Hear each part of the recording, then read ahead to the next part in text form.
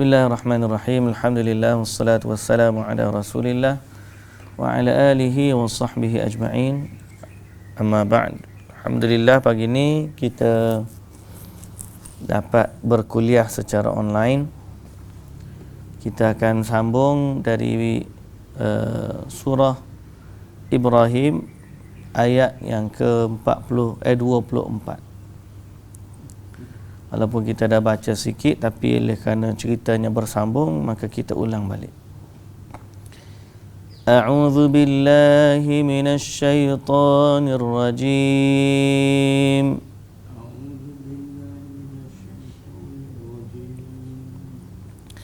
Bismillahirrahmanirrahim.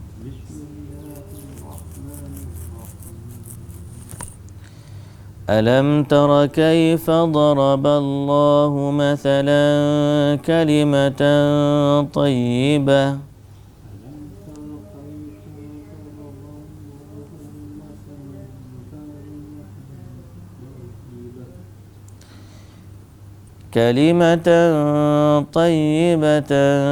كشجرة طيبة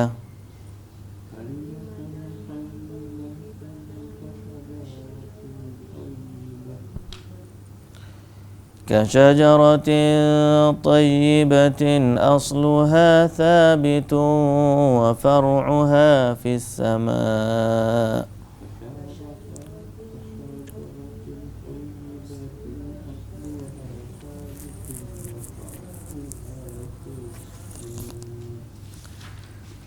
تؤتي أكلها كل حين بإذن ربها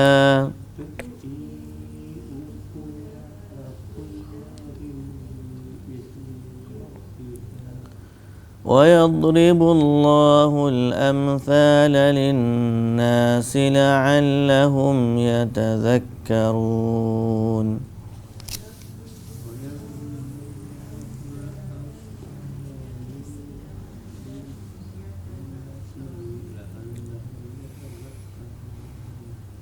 ومثل كلمة خبيثة كشجرة خبيثة اجتثت من فوق الأرض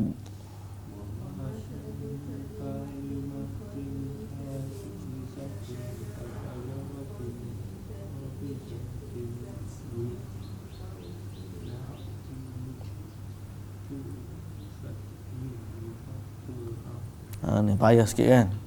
Kata ini itu payah sikit tu. كشجرة خبيثة اجتثت من فوق الأرض ما لها من قرار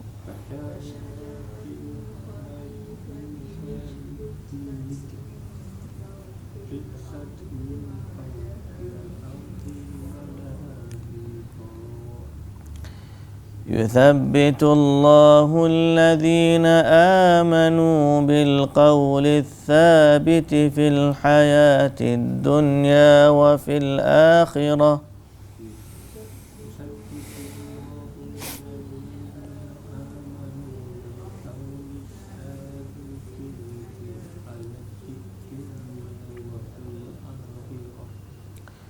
ويضل الله الظالمين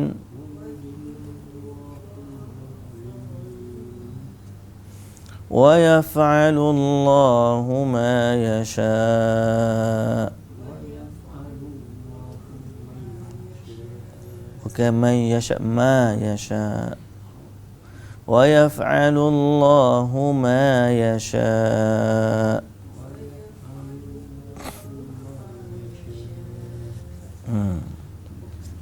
Setakat tu dulu pagi. Yang kita baca ni sekarang pasal ayat 27 tu panjang syarahan dia.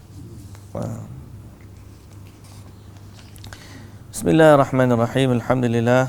Salatu wassalamu ala Rasulillah wa ala alihi wa sahbihi ajma'in. Amma ba'd. Puji dan syukur bagi Allah Subhanahu wa taala, Tuhan sekalian alam. Selawat serta salam atas Nabi kita Muhammad sallallahu alaihi wasallam, juga atas ahli keluarga baginda, para sahabatnya dan para pengikutnya yang setia sehinggalah ke hari kiamat. Alhamdulillah. Maka pada pagi ini kita sambung bacaan kita dari ayat 24 surah Ibrahim. Ayat ni semalam kita dah terjemahkanlah, okey. Mana dia punya ni? Maksud dia, tidakkah engkau melihat wahai Muhammad bagaimana Allah mengemukakan satu perbandingan, iaitu kalimah yang baik adalah seperti sebatang pohon yang baik yang pangkalnya tetap teguh dan cabang pucuknya menjulang ke langit. Menjulang ke langit. Baik. Dalam tafsiran ini dalam ayat ini Allah Ta'ala memberikan satu perumpamaan kepada orang-orang yang beriman bahawa perkataan yang baik ni umpama pokok yang baik. Pokok yang baik ni sifat dia macam mana? Teguh tunjangnya, akarnya menjunam ke langit, menjunam ke bumi. Pucuknya menjulang ke langit. Tetap teguh. Jadi di mana perbandingannya? Pertama, Ibnu Abbas kata kalimah yang baik di sini adalah kalimah la ilaha illallah. Kalimah yang baik adalah kalimah la ilaha illallah. Di mana kalimah ni satu kalimah yang teguh dan kukuh, yang kebaikannya sampai ke langit. Kebaikan kalimah ni sampai ke langit. Inilah perumpamaan amalan orang mukmin.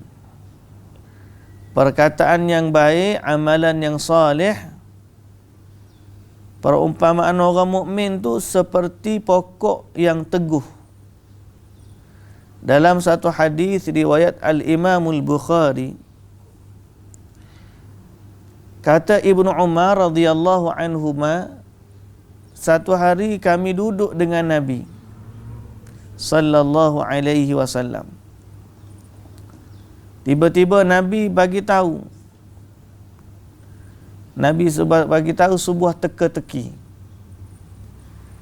Nabi kata, cuba kamu bagi tahu aku satu pokok yang sama sifatnya dengan orang yang beriman, di mana daunnya tidak gugur waktu musim sejuk dan musim panas, dan dia berbuah senantiasa setiap waktu yang diinginkan oleh Tuhannya. Perumpamaan orang mukmin. Kita pernah cerita dalam kebun dulu kan. Kebun. Pokok tu, kata Ibnu Umar, aku nak jawab pokok kurma. Tapi oleh kerana aku tengok Abu Bakar pun tak jawab, Umar pun tak jawab, jadi aku pun diamlah. Bila aku diam, semua diam. Nabi SAW kata, pokok tu adalah pokok kurma. Jadi orang mukmin ni bandingannya seperti pokok kurma. Macam mana pokok kurma? Pokok kurma ni teguh, kuat, susah nak tumbang. Orang mukmin pun macam tu juga, teguh, kuat, susah nak tumbang.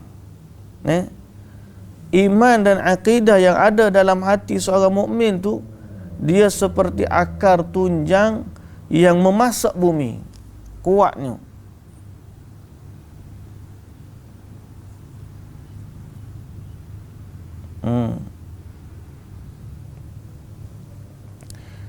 Kemudian bila Ibnu Umar kata, bila dengar Nabi kata pokok kurma, dia kata, aku rasa dah tak ada pokok kurma. Aku nak cakap, aku tak berani nak cakap. Umar kata apa? Kata, kenapa kamu tak cakap? Dia dah, aku dah tengok. Kamu tak cakap, aku pun tak beranilah nak cakap. Umar kata, kalau kamu cakap tadi, aku lebih suka daripada demikian dan demikian. Jadi, pertama, orang mukmin ni seperti pokok kurma. Pokok kurma ni maksud apa pokok kurma? Kuat, teguh. Okey. Kemudian dalam ayat yang hari ni kita baca, tu'ti ukulaha kullahinin. Okey, dia mengeluarkan buahnya pada tiap-tiap masa yang diinginkan atau dengan izin Tuhannya. Al-zahir, buah di sini adalah amal soleh. Maka orang mukmin senantiasa diangkat amalannya ke langit pada siang dan malam. Jadi orang mukmin ni, iman dia tu adalah akar dia. Amalan dia adalah buahnya. Setiap waktu bila dia beriman, dia beramal, akan mengeluarkan buah. Dan begitulah sifat dia. Bila dia beriman dan beramal, imannya memasak di bumi, amalannya membuahkan hasil di langit. Dia berzikir, ada hasil di langit. Dia salat, ada hasil di langit. Dia baca Quran, ada hasil di langit. Dia buat baik kepada ibu bapa, ada hasil di langit. Dia sedekah, ada hasil di langit. Setiap waktu, kullahinin. Orang mukmin ni setiap hari dia ni ada hasil.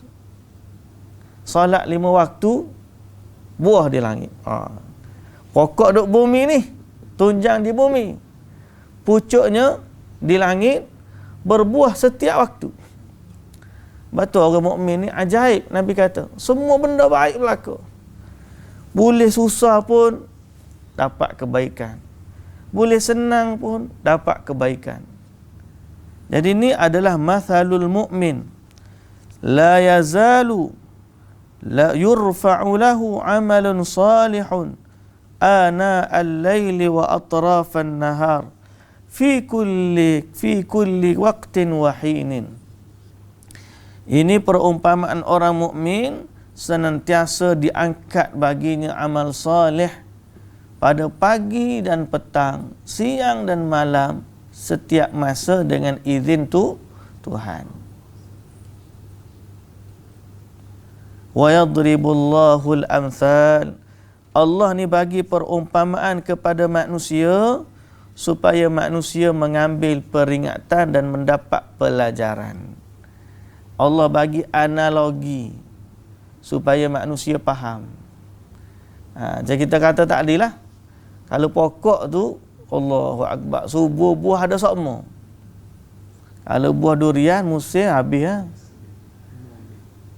Pokok gapo tak ada buah senantiasa. Nakhlah. Kalau kita pokok sawit, betul lah. Nah, pokok kurma ataupun pokok sawit lah. Pam. Ada je.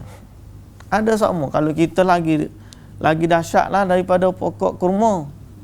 Kurma ni memang ada senantiasa, cuma masak dia di musim panas. Kalau kita ni pokok sawit, tiap-tiap hari orang pergi cucuk buah. Tak ada musim. Lagilah kita faham. Orang mukmin ni sifat dia macam tu. Akal tunjang memasak bumi, teguh dia. Puncak dia di langit. Setiap hari buah. Kalau akal tak ada, buah tak ada. Buah Tak ada. Maknanya kalau tak ada iman, tidak menghasilkan buah. Amalan dia tidak membuahkan hasil. Semalam saya pergi ke hospital Ampang semalam. Tengah malam. Ustaz saya kawan lah, Ustaz Abdullah Bukhari. Kenal Ustaz Abdullah Bukhari yang ngajar tafsir, wartawan Al-Quran. Dia pergi Mekah dengan saya dulu. Dia telefon pukul 11 lebih dah semalam. Dia tak sakit. Ada seorang anak murid dia mu'allaf, baru masuk Islam. Kebetulan ayah dia ni sedang ternak di hospital Ampang. Jadi anak murid dia tu bela, tak tahu nak buat macam mana. Ayah dia ni belum Islam, dia dah Islam. Dan memang menjadi cita-cita lah setiap anak mengharapkan ibu bapa dia pun masuk Islam. Dia mengharapkan ibu bapa dia masuk Islam. Sebab kita orang Islam tahu, kalau tak ada Islam, maka tak adalah buahnya akhirat. Tak adalah buahnya. Tak ada hasil di akhirat. Jadi dia minta dengan ustaz tolong bantu dia. Ustaz Abdullah ni duduk Selayang, jauh. Lepas tu dengan PKPB ni pula, dia telefon saya, dia kata, boleh tak tolong kita tengok anak murid dia?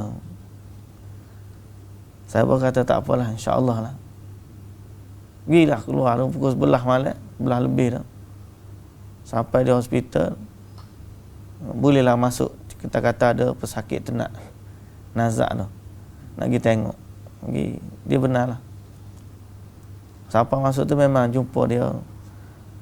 Ayah dia pun dah pakai oksigen, bantuan pernafasan. Saya pun tengok monitor tu memang dah flat, tak ada flat, tapi jantung ada lagi. Nadi tu tak ada. Saya pun pasal tak tahu dia pakai oksigen macam tu ke tak tahu. Macam koma gitu. Jadi saya tanya dia macam mana. Dia pun ceritalah dia ni sakit kena stroke pagi tadi baru. Umur dia 70 lebih lah.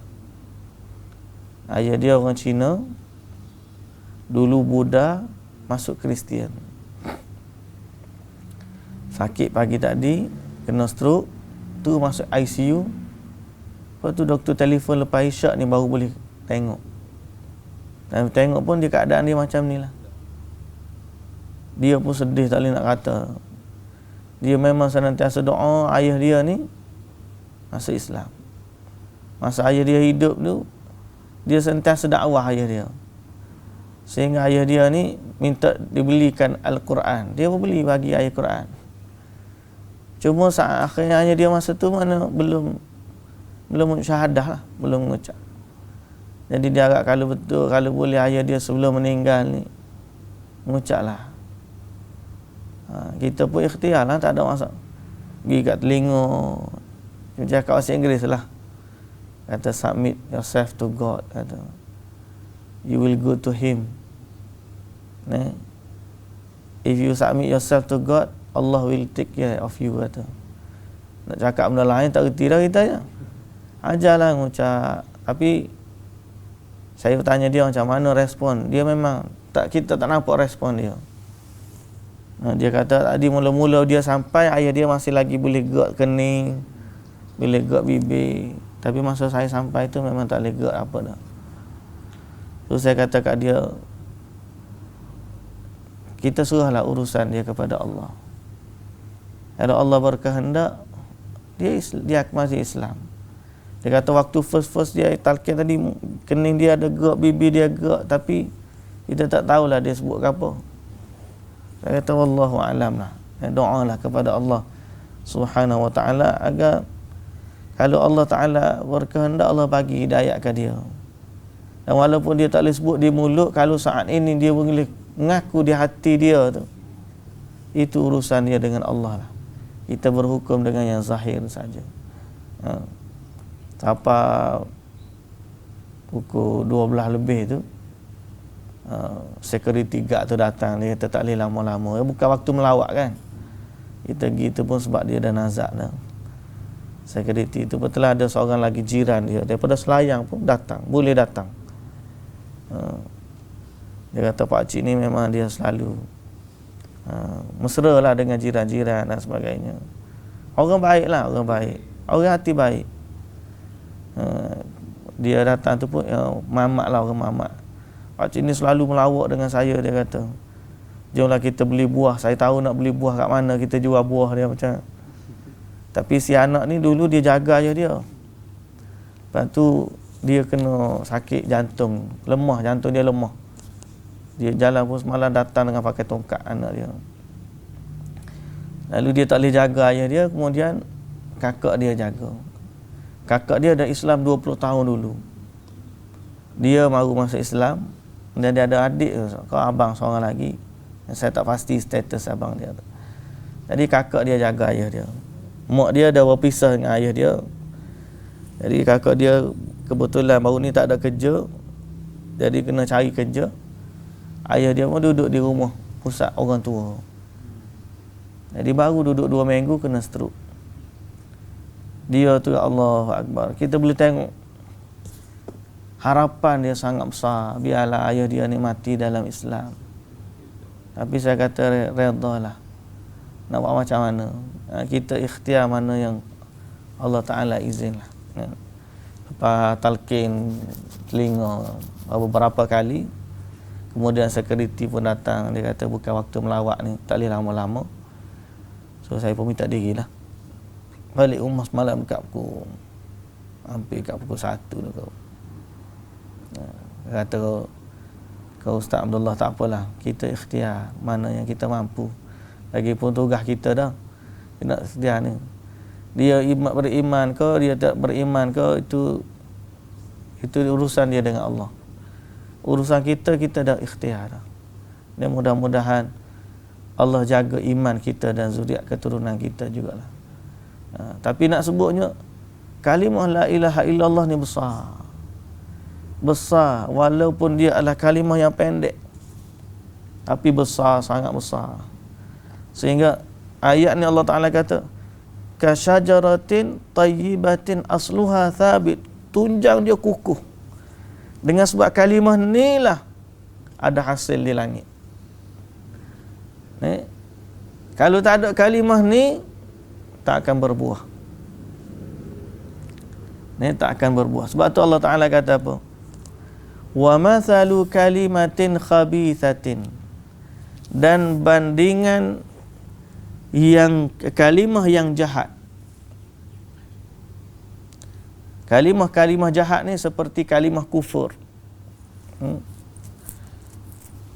Kasyajaratin khabithatin. Samalah seperti pohon yang buruk. Ujutussat min fawqil ard. Yang mudah tercabut dari akar di muka bumi.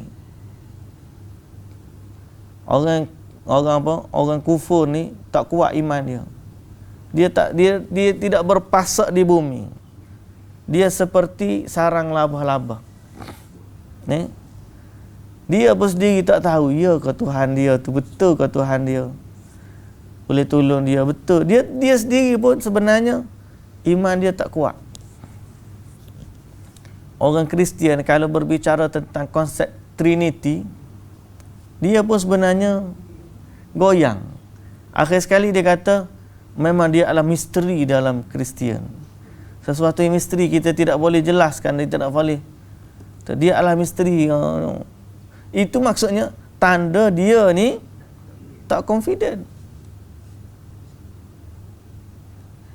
Semalam saya baca satu buku Dr. Ismail Umar tentang akidah, manhaj ahli sunnah dalam akidah.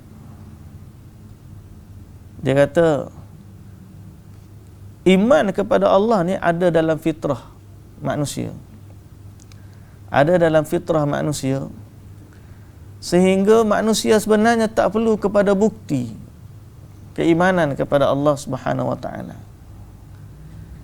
Jadi ada seorang syekh, dia bagi tahu seorang lelaki dia kumpulkan 1000 bukti tentang kewujudan Allah. Syekh tu kata apa? Apakah dalam hati dia ada 1000 keraguan? Siapa dia perlu 1000 bukti? Sedang kita kata sebenarnya seorang manusia, diri dia sendiri sudah cukup untuk jadi bukti bahawa wujudnya Tuhan. Jadi orang yang ragu ni, orang kafir, dia hidup dalam keraguan. Dia sendiri pun tak kuat tentang kekufuran dia. Ya ke Tuhan dia? Kalau kita tanya, dia akan ragu. Macam kita sebut berhala. Dia dengar ke? Dia tak dengar ke? Nabi Ibrahim berdebat dengan Namrud. Mu tanyalah patung tu. Hak besar tu kan kapak duduk kat dia. Dia kata mana boleh cakap. Orang sembah apa kalau gitu. Dia sendiri tak kuat. Malaha min qarar. Tidak ada tapak baginya untuk tetap hidup. Jadi pokok tu akhirnya mati. Tak ada manfaat. Tak ada hasil. Tak ada buah. Okey? La asla laha wala thabat. Tidak ada tunjang dan tidak kukuh. Perkataan kufur macam itulah. Jadi semoga Allah Subhanahu wa taala menjaga iman kita. Ni. Iman kita ni biar dia subur. Jagalah dengan baik-baik.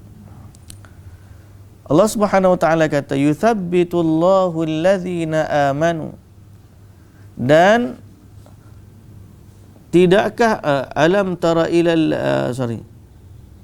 yuthabbitullahu allazina amanu. Allah menetapkan pendirian orang-orang yang beriman dengan kalimah yang teguh dalam kehidupan dunia dan akhirat. Dan Allah menyesatkan orang-orang yang berlaku zalim kepada diri mereka sendiri. Dan Allah berkuasa melakukan apa yang dikehendakinya. Ayat 27 ni,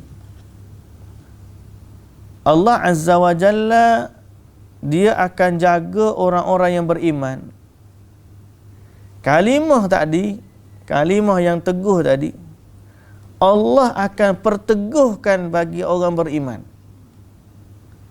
Dunia dan akhirat.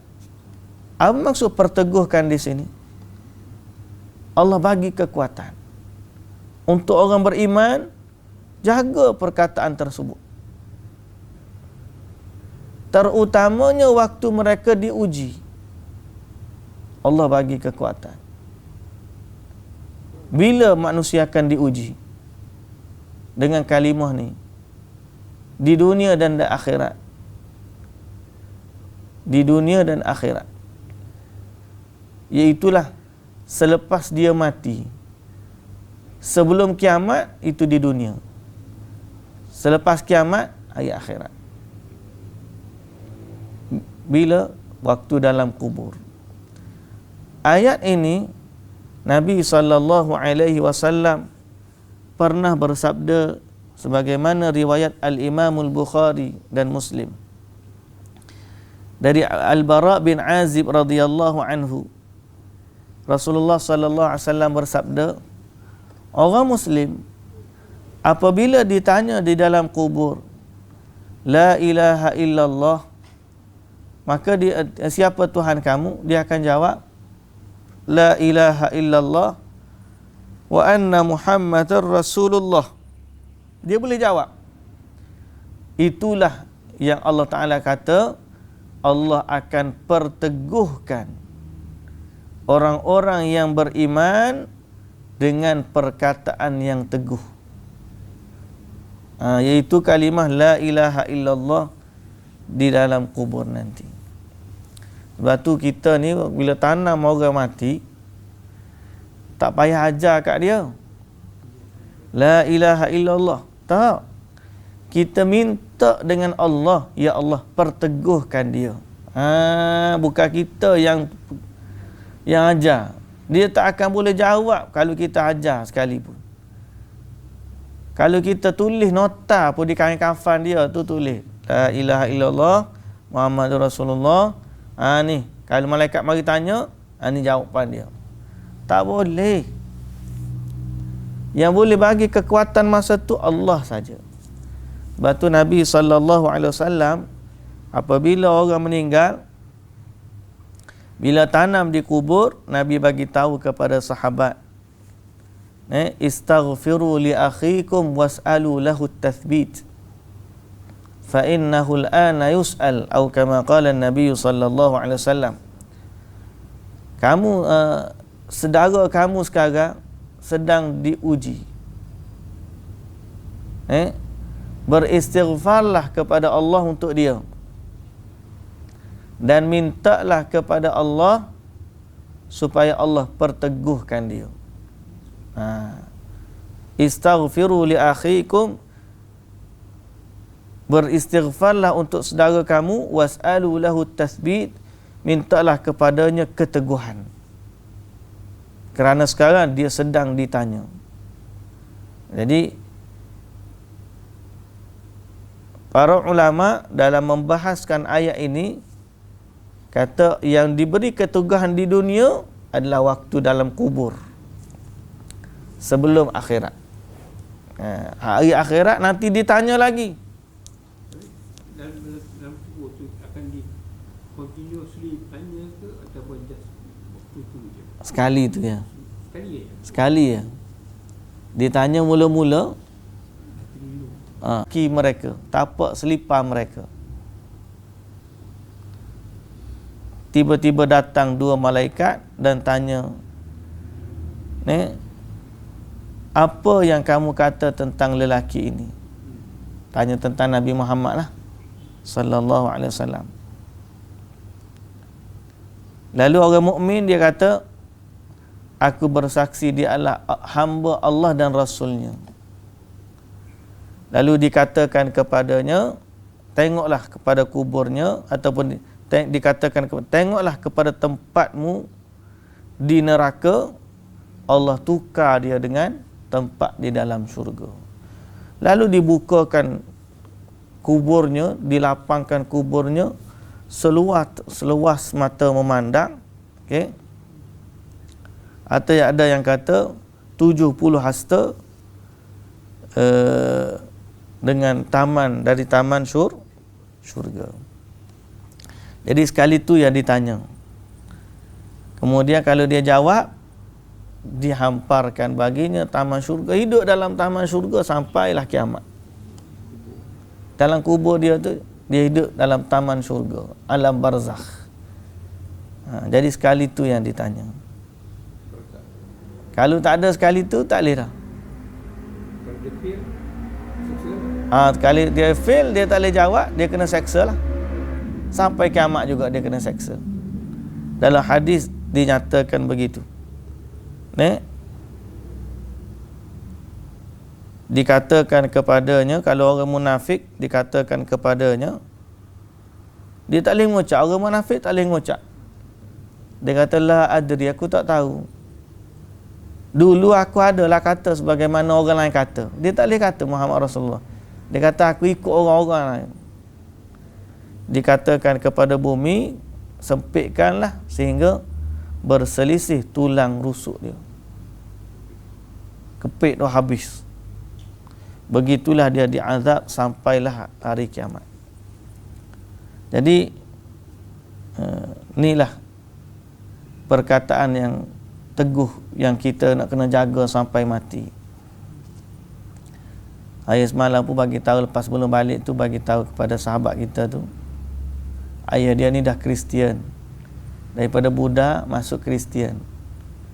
Jadi kurang-kurang dia dah ada, dia tahu Tuhan, cuma dia silapnya Jesus tu yang dia anggap sebagai anak Tuhan.